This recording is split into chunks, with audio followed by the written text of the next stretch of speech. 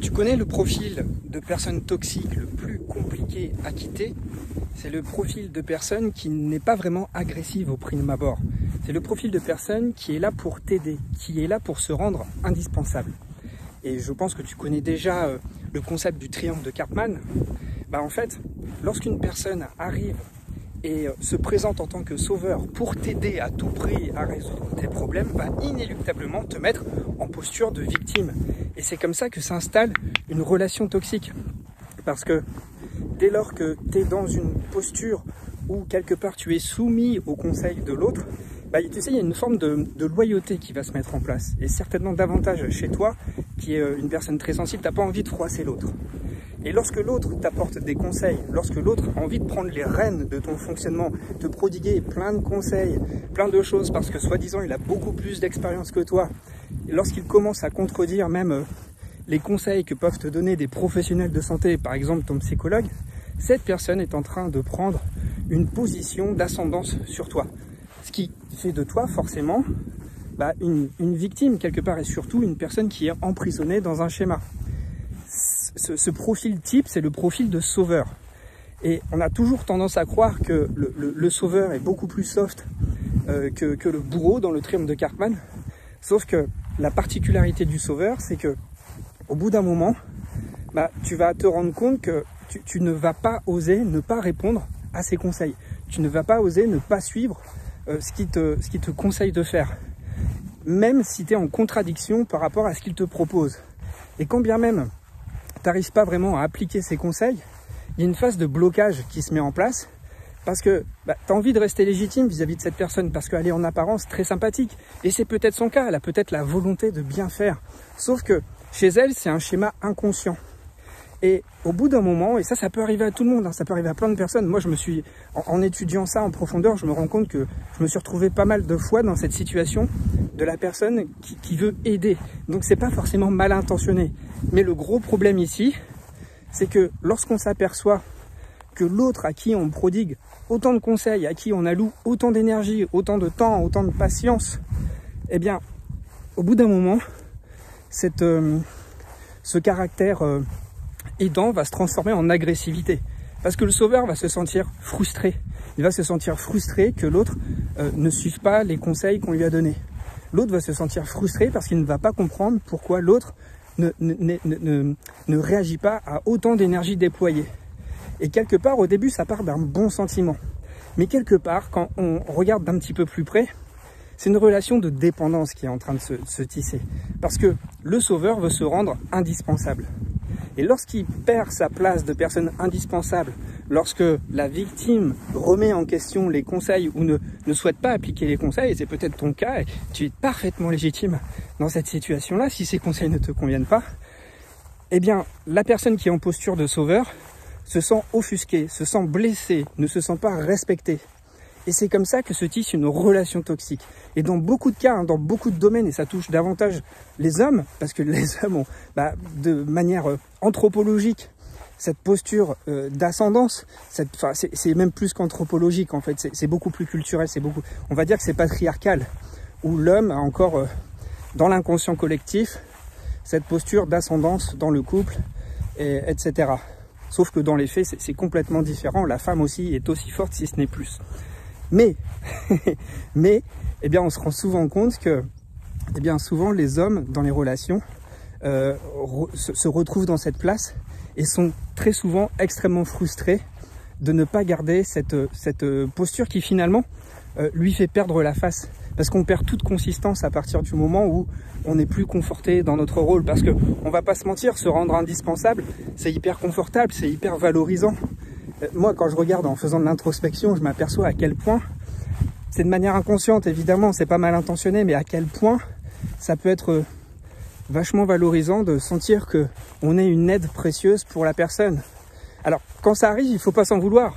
Que vous soyez sauveur, toxique ou victime dans la relation, le truc c'est il faut prendre de la distance par rapport à la situation. Surtout ne pas être trop rude avec toi, ça je le répète assez souvent parce que ça sert à rien finalement trop de rudesse. Juste simplement savoir se remettre en question. Savoir se remettre en question, c'est savoir justement regarder avec une plus grande lucidité de manière répétitive les schémas qu'on a exécutés tout au long de notre vie affective.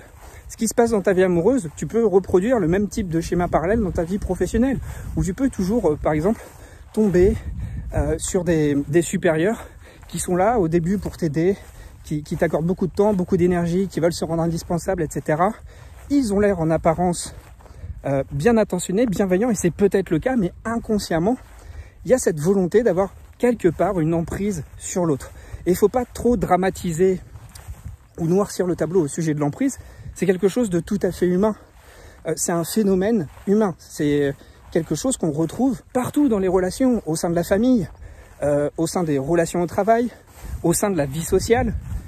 Il y a toujours une certaine forme de manipulation. Et lorsque j'étais en psychologie, mon professeur de psychologie sociale nous avait fortement conseillé un ouvrage qui s'appelle « Le petit traité de manipulation à l'usage des honnêtes gens ». C'est-à-dire que la manipulation est partout. C'est l'intention qui est derrière qui va faire que cette manipulation peut être saine ou malsaine. Donc même quand cette manipulation a un but sain, si elle est mal gérée, dans un couple par exemple, ça peut créer des dégâts parce que ça va créer des déséquilibres dès lors que l'un dans la relation, un des protagonistes dans la relation n'arrive plus à satisfaire ses besoins, il n'arrive plus à être souverain de ses propres besoins. Et c'est ce qui arrive très souvent lorsqu'on est en couple avec un sauveur, et c'est comme ça que le sauveur commence à devenir toxique avec l'autre. Alors, moi ce que je te propose, si tu as envie de travailler là-dessus en profondeur, déjouer tous les schémas toxiques chez toi, mais aussi les repérer chez les autres, j'ai créé une grosse formation. Quand je dis grosse, c'est qu'elle est extrêmement fournie. Tu vas avoir une leçon par jour pendant 35 jours, ce sont des stratégies. Il y a 35 stratégies avec une vidéo, et puis tu as une fiche synthèse. C'est un PowerPoint pour chaque module vidéo que j'ai transformé en PDF. Ça va te servir de résumé que tu vas pouvoir lire à tête reposée.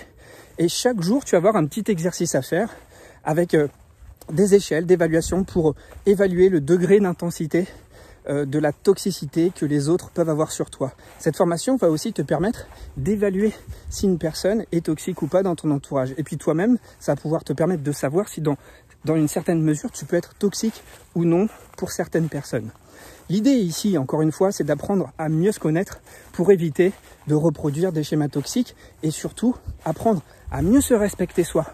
Parce que le plus souvent, lorsqu'on se fait manipuler, lorsqu'on est sous l'influence d'une relation d'emprise, c'est que soi-même, on s'est délaissé. Soi-même, on a abandonné l'assouvissement de ses propres besoins. C'est-à-dire qu'on s'est écarté, on s'est désaxé. Et lorsqu'on est désaxé, eh bien, autour de soi, on n'a plus érigé de barrières de protection. On n'a plus de limites.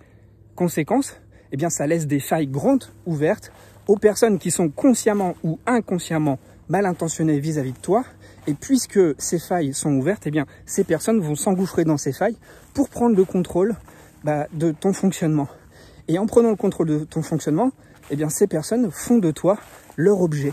C'est-à-dire que tu vas devenir leur marionnette et c'est toi qui vas répondre à distance, comme si tu étais télécommandé, à leurs conseils qui progressivement deviennent des injonctions. C'est tout ce que je veux t'éviter pour que tu arrêtes de te sentir quelque part démuni de ton pouvoir personnel. Alors, pouvoir personnel, évidemment, c'est un peu des grands mots qui sont un petit peu galvaudés parce qu'ils sont surutilisés dans le développement personnel. Et moi, ce que je voudrais juste pour toi, c'est que tu te sentes bien dans tes relations, mais avant tout, que tu sois au clair avec toi-même, que tu comprennes vraiment comment tu fonctionnes et que tu comprennes réellement quels sont tes besoins. Pour cela, cette formation va grandement t'aider. Et comme je te l'ai dit, tu vas pouvoir y aller tranquillou. C'est une leçon par jour. Tu le suis au rythme que tu veux. Moi, je te conseille vraiment une leçon par jour. Pourquoi une leçon par jour? Parce que ça va te permettre d'intégrer les savoirs qui vont être enseignés chaque jour. Tu vas voir, il n'y a rien de compliqué, c'est juste du bon sens. Mais simplement, on a tous besoin d'aide, on a tous besoin d'être aiguillés d'une certaine manière. Alors, si je peux le faire, moi, je me suis bien cassé la tête pour te sortir ce programme qui est vachement bien ficelé. J'en suis super fier. Alors, si ça t'intéresse, en réservant ce programme à temps, tu vas bénéficier de 100 € offerts sur la formation. Et en plus, si tu la réserves dans les bons délais, je t'offre en bonus la formation Relations authentiques. C'est 30 jours aussi de coaching intensif, c'est des audios. Et donc, ça, tu la reçois en cadeau. C'est d'une valeur de 169 € et tu vas le recevoir juste après ta réservation sur ta boîte mail. Voilà, alors je pense t'avoir tout dit. Tu peux m'expliquer dans les commentaires si tu as vécu ce type de relation, si tu as été victime ou si tu as été acteur de ce type de configuration. L'idée, c'est pas d'avoir un regard trop dur sur soi, hein, je le répète. L'idée n'est pas d'être trop rude, mais au contraire, de savoir clairement toucher du doigt ce qui a été dysfonctionnel pour éviter de le reproduire et être en mesure de construire des relations saines. Alors voilà, je te remercie beaucoup d'avoir suivi cette vidéo. Moi, je continue ma balade, toujours au cœur de la Beauce qui est en train de cramer sous la canicule. Mais heureusement, la moisson est faite, il y a beaucoup moins de poussière. Mes allergies se sont un peu calmées. Donc voilà, je vais pouvoir continuer les vidéos sereinement. Allez, je te remercie, je te dis à très vite et puis hâte de t'accompagner de l'autre côté.